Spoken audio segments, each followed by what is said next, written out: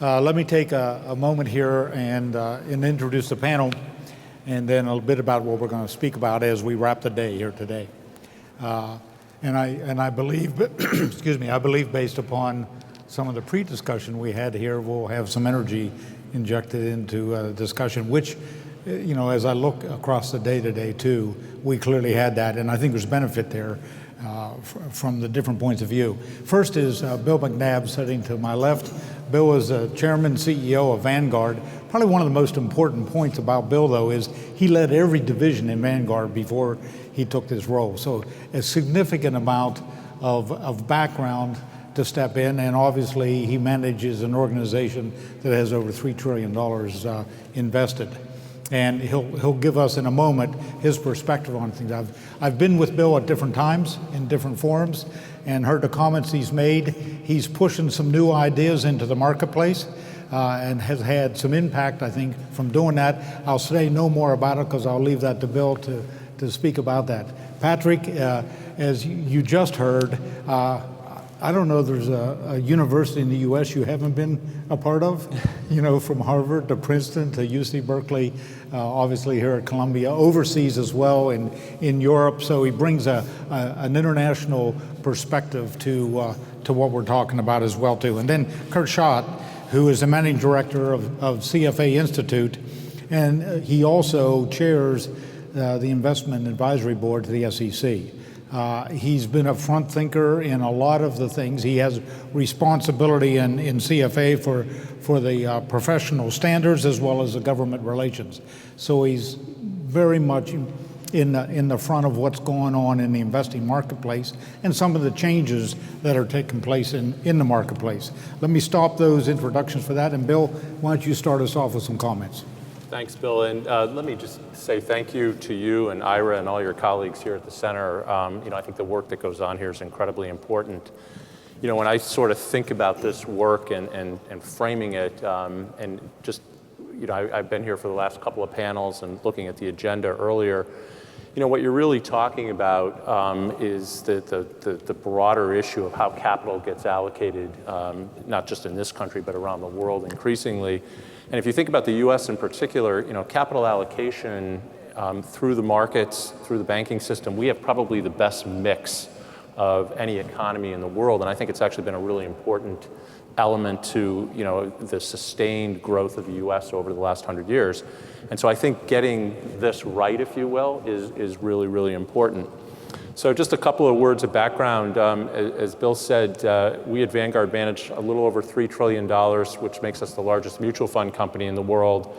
And if you think about the mix, if you will, roughly $2 trillion in equities. Of that, about 1.7 is managed in index funds, and another 350 to 400 billion in active. So we do both active and indexed. And I think the most important point, though, rather than the asset size, there are really two important points. One, it's who these assets represent. You know, a lot of people in the press talk about, you know, Vanguard's sway and Vanguard's assets and so forth. It's not our money. It's the investors' money. We have 165 funds, and if you think about the people who are represented in those funds, it's, you know, everybody from professors on college campuses to moms and pops running little businesses to large 401k plans, but it's primarily individual investors. I think about 20 million of them or so are invested with us. And they're very long-term oriented. Okay, they're very long-term oriented. If you look at the turnover, if you will, of our fund investors, it's very low. And that means that they have long-term perspective. And I make that point because it really does inform how we think about governance. Obviously, as an index provider, you could argue that we're permanent shareholders, and that would be correct. You know, so for $1.7 trillion, our holding period is forever. I think Warren Buffett said that's his favorite holding period. We saw on the chart he's not quite as forever as we are, but if we're an index, if we hold your equity, you know, the security in our index fund, we're going to hold it forever. And we have to be able to affect, if you will, our governance principles through persuasion and influence, as opposed to we don't like what's going on in this particular company, we'll just sell it. And I think that has really shaped a lot of the way we think about these issues. You know, when it comes to governance, and we've put a lot of work on in this regard over the last decade or so. You know, 15 years ago, we would publish our guidelines on the website and let people sort of read them, and we'd vote accordingly. About half a dozen years ago or so, we began a much more direct campaign to investors, or to portfolio companies, I should say, where we would literally write the boards and say, here are our principles, here's what we think you need to be focused on for the long run. And what that's created increasingly is a level of dialogue and engagement. And I think we'll get to that in some of the discussion. But we've come to think of this whole governance question in sort of three broad categories. There's the quantitative. So there's certain basic principles that we believe in very strongly. It's not that there aren't exceptions, but one, we believe economic interests should be reflected, if you will, by equity ownership. So that's one share, one vote. We believe the vast majority of boards should be independent. So again, you can quantify that. So that's the quantifiable aspects. On the qualitative, increasingly what we're looking for there is assessing the composition of the board and how that mosaic, if you will, works in terms of helping the company achieve its long-term goals. There's a really fun example we had recently. We were approached by a consumer goods company. You would know the name. They do mostly toilet paper, diapers, things like that. And they were looking to add a new director who was very technology savvy. In fact, I think the phrase that was used, he would be the digital director. And there was some back and forth in the little esoteric world around governance about this, and were they just checking a box or following a fad? We actually reached out and had a long engagement with their governance committee, or governance and nominating committee, and it turned out that what they were really focused on was the long-term success of the company. They believed was going to be very dependent on a more significant push into e-commerce. And they had no one on their board who really could speak to that. Bill, that's something I know you could relate to. So that kind of engagement is really important. But and that's really the third point. So you think quantitative, you think qualitatively, and then very importantly, we think about what we like to describe as collaboration, if you will, with the board, where there's a real active engagement between boards and the investment community. It's not just management and the IR department anymore, but it's actually boards and investors. When we get into the dialogue, I'll come back to some of what we're seeing there, but I think it's a very positive trend. I think it's a very powerful trend, and I think it's something that really can contribute to a better orientation toward the long run as opposed to short-termism. Thank you, Bill. So, Kurt, let me jump to you first. With organizations like Vanguard, BlackRock, State Street, and others, there's an enormous amount of investment now concentrated in some major funds. When you step back and take a look at that from your perspective, what's your perspective on that? Does it worry you? Does it make you feel good? And then I think maybe a follow-on to that, and I'm going to ask both Patrick and Bill to comment on your comments then, but as a follow-on to that, that concentration, has that enabled activism in any way or not? And any other comments you want to make around that question? Sure. Thank you very much. Can you hear me okay? Am I on? Good. Nice to be here, and it's always great to participate in the Millstein Center's works.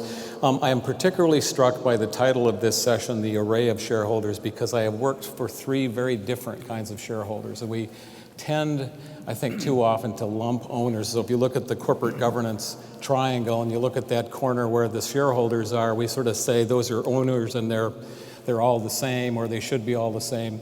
I work for a large public pension fund, thousands of proxies we voted. We filed shareholder proposals. We did very active engagement on the proxy voting itself. I worked for a large mutual fund company, same 1,000 proxies. but a very different approach to proxy voting. It was more of an afterthought. It was not always very considered, and in many respects for the portfolio managers it was a bit of a distraction. And finally I worked for an active hedge fund here in Manhattan that did the kinds of things that we've been talking about today, tried to file those change proposals, changing the board, changing the course of business, and so forth, trying to unlock shareholder value. Some of us out there think also known as sort of quick buck artists. But they're very different. 8,000 hedge funds, roughly 23 different mutual funds. This new advent of the exchange-traded products in terms of the underlying securities that are held there. So there's great concentration. And on that particular issue, I guess I would just say that net, from my perspective, I'm not sure that it's going to change very much at all for three reasons. First of all, I think that the sophistication of issuers on proxy issues is never been as sophisticated as it is today. The propensity of those large concentrations to actually vote with management most of the time. And then what I call the art of the sway. That is what is the degree of difficulty in terms of changing that perception. So issuer sophistication never been better. You look at the Fortune 500 companies, they know how this game is played, just like shareholder activists. You focus on the large investors. That's where the game is won and lost in the proxy business, and they are very sophisticated at that. The officers, the investor relations people are very sophisticated at it. And as Ira was talking yesterday in our board meeting, the board of directors, I think, is much more sophisticated about it as well. I think there are still blind spots, but the board of directors knows that it has to be seen as accountable to investors, and that it cannot be seen as looking at the investor population as the enemy. And I think they've done a terrific job of trying to change that perception. So that sophistication, I think, breeds great relationships and great connectivity with the big proxy voters. Secondly, that propensity to vote with management, size or no size, and with all due respect to Vanguard and a lot of the other institutions that have great discipline behind their proxy voting, the fact of the matter is that they vote with management more times than not. And there's lots of studies out there about this, just like whether activism is good or bad. But if you look at one in particular that the ICI did not long ago, 40-some of the biggest mutual funds in the country, and 90% of the time they vote with management. Less than half the time, or half the time, they vote with shareholders. So there is a great propensity to vote with management. And the sway, right? The sway of voters is, I don't think, any easier, and what we're hearing from a lot of the activists that we talk, it's not any easier than it's ever been. There's certainly some really interesting new developments. You heard the media panel. The messages get out on both sides much more quickly. I think social media is used extremely effectively to get the message out. Maybe advantage activists in that sense, because I think they had more of a difficult time getting their message out in the past, but this ability to everybody to be an author has allowed them to get that message out very quickly. The activist sway, it's almost Trump-esque, right? There's some facts, there's some opinion and research based on what they have for future forecasts of the companies. There's some nonsense, but at the end of the day, it sort of boils down to the skill and the experience and the credibility and certainly the persistence of activists. And as you heard one of the other panels talk about, the level of sophistication of these people in terms of how they communicate the message has never been greater. That's not to say that activists are hucksters or spin people, but they get the whole notion of the communication and the importance of that, but that has not made the sway any easier. They just have employed new and I think much more effective skills at that. So those three things, those three dynamics, at least to me, say that management and issuers still have the upper hand, that they're still the winner and still champion in terms of shareholder votes. You want to comment, Bill? I can't disagree with, at a high level, anything Kurt said, except I would say the vote thing is a little misleading. The 90% is an accurate number, but most votes are very administrative in nature. If you go down and you actually look at the critical votes that either change something, the number's a little bit different than that. I would also say that I don't think the vote is necessarily the right thing to even look at, because I actually think one of the studies that I saw I think it's about a year ago now, that actually reinforced this power of engagement that we like to talk about is looking at structure of CEO comp. And everybody knows, say on pay was sort of the first big topic that people engaged in. And if you looked at the voting record, you'd say, yeah, it's very, it's 90% with management, very difficult to see that there's been any progress.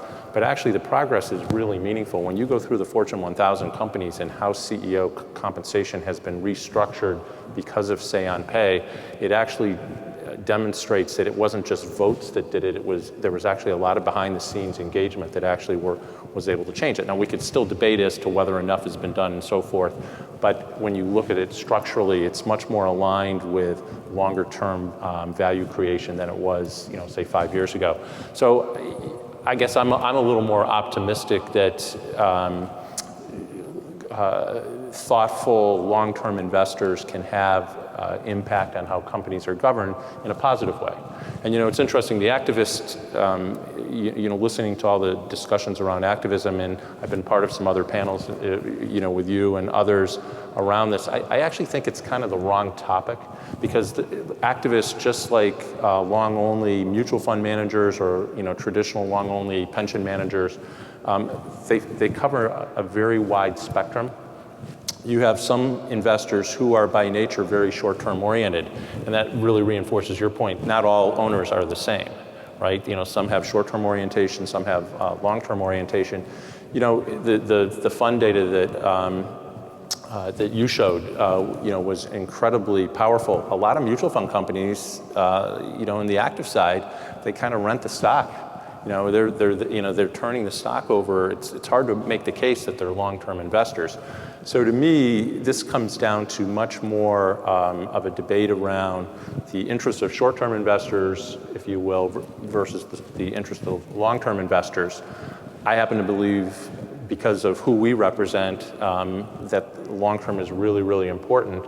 And so at least for us, we're going to keep making the case to managements and their boards to think in terms of benefiting those long-term investors, recognizing that not all their other owners are going to be in the same camp. Patrick, any comments here? Any comments with respect to the dialogue here?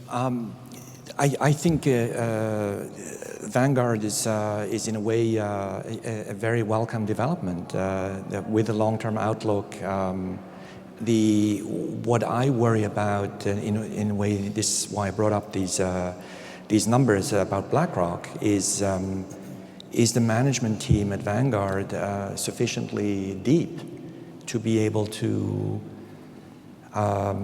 do the due diligence, do the long-term research about all the companies that are in the index, and to vote appropriately. That's an area where I'm waiting to hear more. And the other point I wanted to bring to the table, related to what I was saying earlier, we shouldn't treat long-term investors and short-term investors the same way. Long-term investors bring a value to the company. They bring certainty, they bring stability. They're valuable investors for companies. So my question is, why shouldn't long-term investors be rewarded for that value that they're bringing to companies? Okay, let me pick up on a comment you made when you were making your comments, Kurt, with respect to funds, institutions, or investors tending to vote with management. There are big pension funds out there, and in some of the most recent activity, we saw one went one way, the other went the other way. One of the things I've heard at times from pension funds is they really don't have the staff to do the analysis of each of the voting things that they need to do. Others may have that. I'd like to hear your comments on those that are voting lots of shares in lots of organizations. What are they using for their assessment? Are they doing it themselves? And what gives a validity? And if they're not doing it themselves, what gives a validity? So let me open it up to that, really, the three of you. Thank you. That's the wonderful ISS question. Okay. And I know we have ISS lovers and haters in the audience, but I got to tell you this, based on my experience over the years, and you see the numbers that Professor Bolton put up in terms of what level of coverage these funds have to have. And it's almost impossible. Nobody has 20 staff people like BlackRock. When you're talking 23 different mutual funds out there, that, what is the level of resource that they have available for this? So you rely on this advisory service. And I personally feel that ISS, combined with Broadridge, have brought corporate governance and the proxy voting process out of the dark ages since I started in this business. And I remember walking in my very first day at the Public Pension Fund, and they mentioned to me that I was also responsible for the proxy voting, and I asked where were the proxies, and they took me to this office. And the filing cabinet for the proxy statements looked a lot like the garbage can. And in fact, it was the garbage can, and there was very little attention paid to this because of the resource involved. So the advice is I think that service is important. I think there is, on this question of its validity, I think it's valid for the issuer if the issuer agrees with it. That's the bottom line. And we have this same exact dynamic in the Chartered Financial Analyst realm, where an analyst will take a sell recommendation, and God help the person that is a sell recommender, because it gets ugly. And they attack the person in terms of its quality, its correctness, its accuracy, and it's unfair. And I think the analysis is valid. I think it's an opinion, and I think that shareholders are not all just lemmings. Bill. I think if you're an investor, you actually have a responsibility in this regard. I think it's actually part of the investment equation. And so I think when it comes to outsourcing that, you got to do so very carefully. And I would, we've taken the other side of a number of issues with ISS or Glass Lewis, pick any of them. And I don't think that's necessarily pertinent, but I do think if you're an investor, you actually you have a responsibility to the governance, and we have this debate all the time at the ICI, as you might imagine, because we have large funds and small funds and so forth. But if you're a small fund provider, you're a new startup or whatever, and you have $500 million, $1 billion under management, and you have two funds, you only probably own 60 or 70 equities. So, to me, you should go do the homework, and you should know how you're voting. For the larger institutions who are holding much greater arrays of securities, I actually do think, and I agree with you that it's because of the ISSs and the Glass Lewises of the world that this has come out of the dark ages, but I actually think it's now thrust back upon large investors in particular to actually staff up and have the appropriate resources to be able to do the governance governance functions properly. And I think if you can't do that, I think it's a real challenge to be an investor with a comprehensive from a comprehensive fiduciary perspective. Where do you come down on that, Patrick? Yeah, I agree. It's the responsibility of the investors. Of course, ISS and Glass Lewis, it's helpful information, but it's the responsibility of investors. But again, long-term investors, if they do invest responsibly, do their homework, vote responsibly, they're providing a costly service to the whole shareholder base of a company. And somehow this costly service has to be remunerated. This is why you have all the mutual funds that you've come across basically paying lip service to all the proxy voting because they don't have the resources. They can't afford to spend the money to do the research, and therefore this has to be compensated. Okay. So we're coming back to the point that someone is going to be doing the homework as a long-term investor, spend the resources, but how are they going to be compensated for that public good? Mm-hmm. So as we started the day today, and a lot of the panels and different panelists and speakers have used different terms. They've talked about engaged boards. They've talked about a new governance principle. When I started this morning, I used the term activist board. Let me ask each of you, but maybe Bill, start with you. What does an engaged board look like in your mind, and what would you be saying that is an engaged board, and what do you look for, and maybe a follow-on to that is what are signs that maybe you don't have that? Yeah. So I think the engagement issue is there's two dimensions to it. There's one that's the internal to the company. So I'm not going to talk to that. How you look at different board members' contribution and so forth inside. But for us, what an engaged board as an investor looks like is somebody who has actually a formal process for reaching out to investors. There's a story. It's kind of becoming lore inside of Vanguard. Several years ago when we started having these conversations about boards actually engaging with shareholders, we were at a session much like this, and all of the directors in the room, there were a few CEOs in the room, said, no, can't do that. We can't have the boards actually talk to shareholders. And people threw up Reg FD, they threw up all kinds of barriers.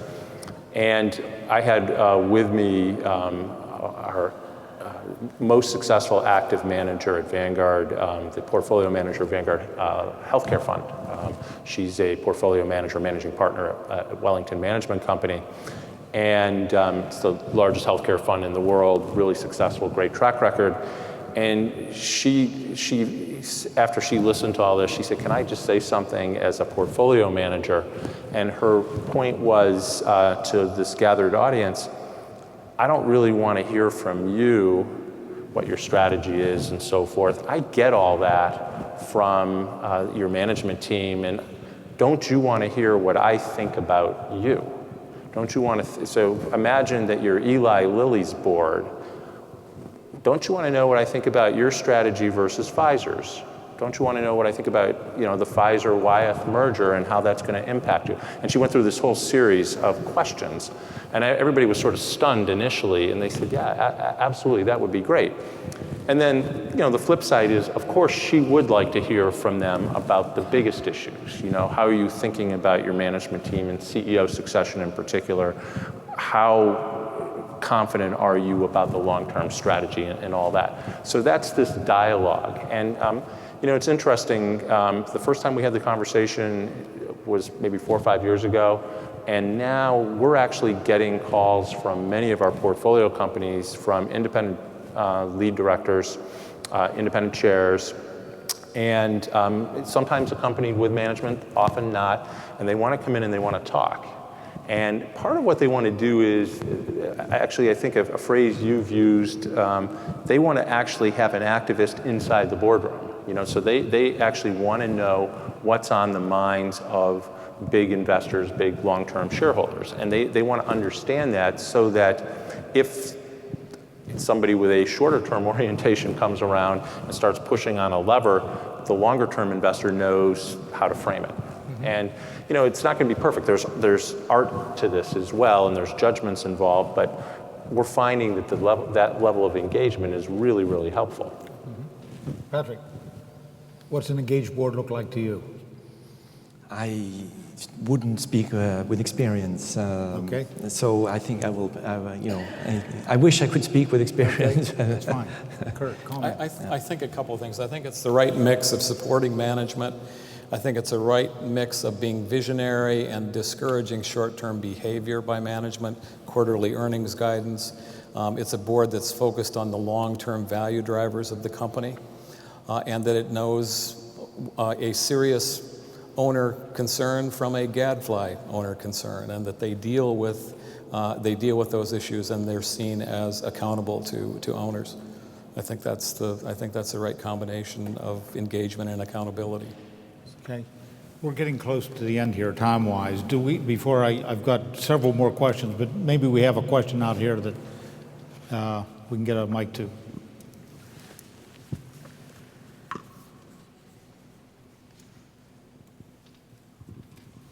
Hi, Lyndon Park from BlackRock governance team. So it was kind of getting to feel like it was an ad hominem, that slide about number of proposals. But I just want to focus on what Mr. McNabb was saying. I think it's a little bit misleading to look at all these proposals as kind of like a pure, kind of like a bright line number. Keep the, Yeah, rather than looking at it as a bright line number, you have to see how many of those are truly material, contingent to outcome from our engagement, how many of them are adjourned the meeting, other business, administrative. And I could assure you from our perspective, our approach is very much aligned, I think, with what Mr. McNabb was saying, is that engagement truly drives it. And I think, I want to shift the focus a little bit to kind of rather than looking at the vote as a driving factor, but, as an engagement-based model, something that is really impelled by this iterative conversation between long-term holders and the companies. That's what really kind of can oversee how the companies are creating long-term shareholder value. And in that sense, we do a fair amount of fundamental analysis in terms of, what's ROIC against WACC when we're talking to companies, long-term strategies.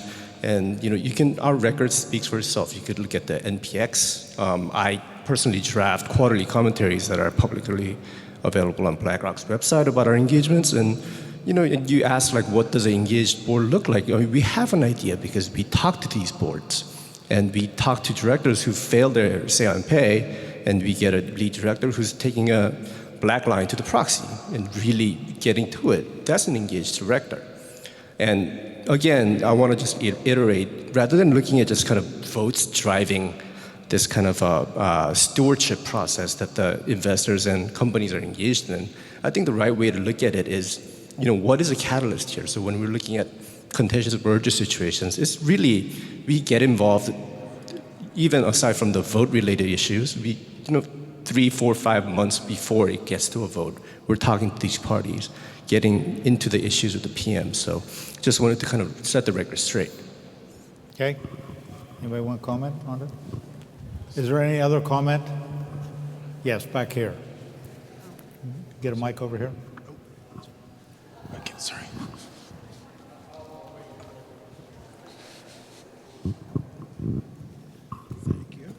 Hi, thank you for being on the panel. Appreciate all your comments. I just wanted to sort of react and then sort of ask you all a quick question based on Kurt's last comment about paying attention to real long-term shareholders versus gadflies. And I think there's still some perception on the part of some managements and boards about which is which, and sometimes even in the institutional investor community, that large, very diverse community, about who's really serious and drives governance, and then the folks who are doing very good work, I'm sure, but not really driving governance, which would be Vanguard is taken seriously. Obviously, BlackRock is taken seriously by most corporate boards and CEOs, but that doesn't necessarily hold true for, say, CalPERS, CalSTRS, New York City, New York State, and other public pension funds, who to some are gadflies because they're run by politicians and unions are involved with them. So they're not really thought of as serious. And then if you go down from there to the state of Connecticut and others in terms of just the size of their asset bases. So I just wanted to see if I could get a little clarification from you all about that. Thank you. Who wants to jump in? I think we should call Ann Simpson and ask whether CalPERS is a gadfly. I think issuers know. I know they know bigs, they know smalls, they know active, they know gadfly, and they know serious influential activists, and they know when to pay attention and when not to pay attention. And I think that's really important for a corporation from the investor relations department, as I mentioned, right up to the board. So I think they're quite sophisticated on that. Bill, do you want to comment? I'd agree with Kurt. I think that would be our experience as well. I think you always run in this, sort of the elephant in the room on these voting issues always is what's sort of aligned with quote unquote long-term shareholder value, if that's an important metric, and what's a political issue, and which may be a very important public policy issue, but how those get wrestled against each other, I think often is very difficult. Well, listen, the hour's getting late. We have Deb DeHaas coming up here to speak with us, and then Ira to wrap up. So I want to thank the panel for the comments and discussion. Thank you all.